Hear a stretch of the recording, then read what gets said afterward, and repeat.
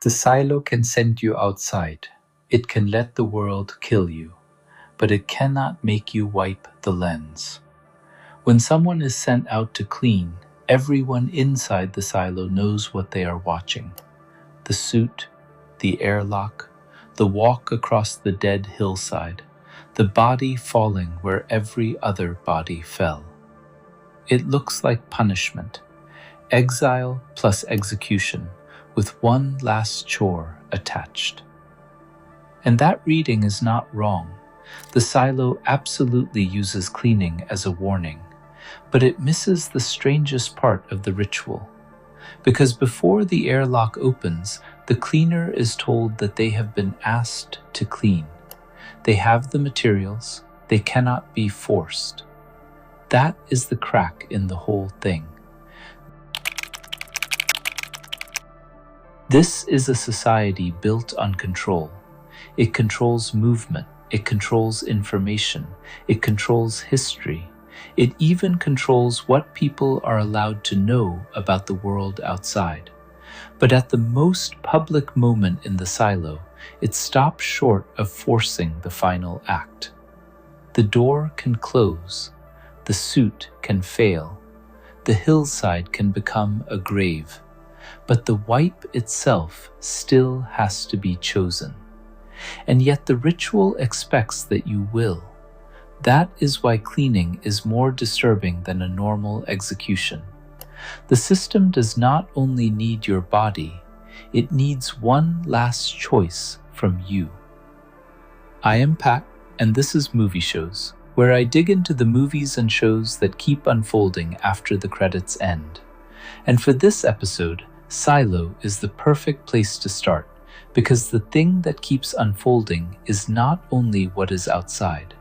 It is why the people sent outside keep choosing to wipe the glass. If you like essays that make familiar stories feel strange again, subscribe. There are a lot more stories like this coming. Cleaning is not private. That matters. The people inside gather around the cafeteria screen. They watch the cleaner walk out. They watch the lens. They wait for the image to clear. So the wipe is not just maintenance. It is public proof.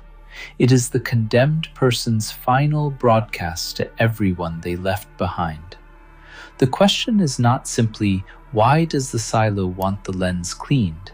The better question is, what does the cleaner think they are saying when they clean it? Allison gets close to the answer in the first episode. She says the display is a lie, and she connects cleaning to the idea of showing people the truth. That is the emotional trap.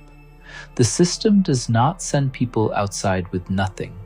It sends them outside at the exact moment when truth, death, love, and audience all collapse into one gesture. Holston goes out because he has to know. Allison went out because she believed something was being hidden. Neither of them is just trying to obey.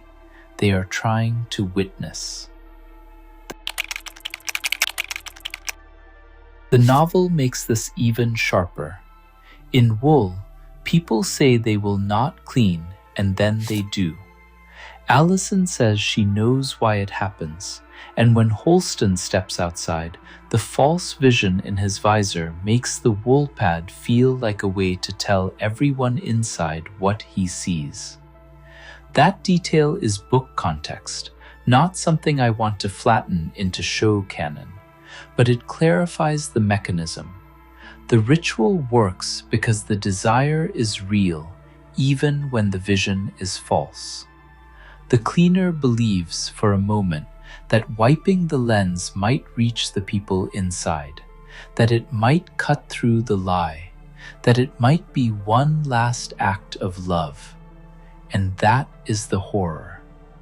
The silo does not need to force the final gesture if it can make obedience feel like truth-telling. Then Juliette walks out. Season 2 names her as the cleaner who did not clean. That phrase matters because it treats cleaning as the expected ending of the ritual. Juliette survives. She sees enough to understand the lie in the helmet, and when the system waits for the familiar gesture, she refuses. She does not complete the sentence.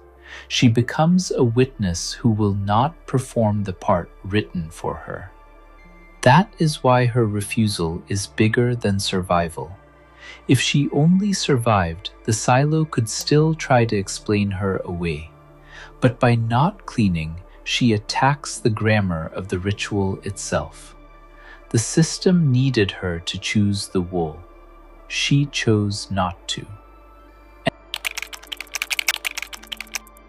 And the people inside understand more than the silo wants them to. By the end of season 2, the crowd is saying that Juliette was trying to show them the truth. They are not only reacting to a body outside, they are interpreting a message. That tells us something important. Cleaning was always a language. For years, the silo taught people how to read that language. A cleaner wipes the lens, and the population receives the gesture as testimony. The ritual says, this is how truth arrives. This is what the condemned do when they finally see. So when Juliette refuses, the message does not disappear. It changes meaning. That is why the failed cleaning protocol is so revealing. The order says that in the event of a failed cleaning, they should prepare for war, not prepare for a dirty camera, not prepare for confusion.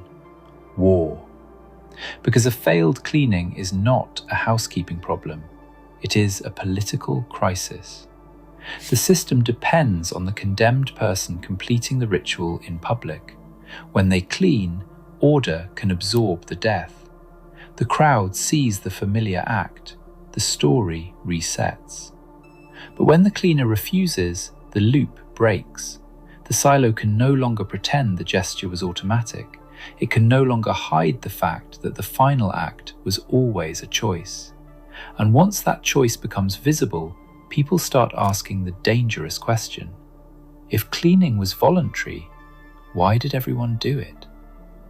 That is what the silo trains you to want. Not death, not punishment, participation. It teaches you to believe that one last act of obedience is actually your last chance to tell the truth. So cleaning is not only punishment, it is a machine for turning revelation into compliance. And Juliette breaks it by doing the one thing the silo could never force.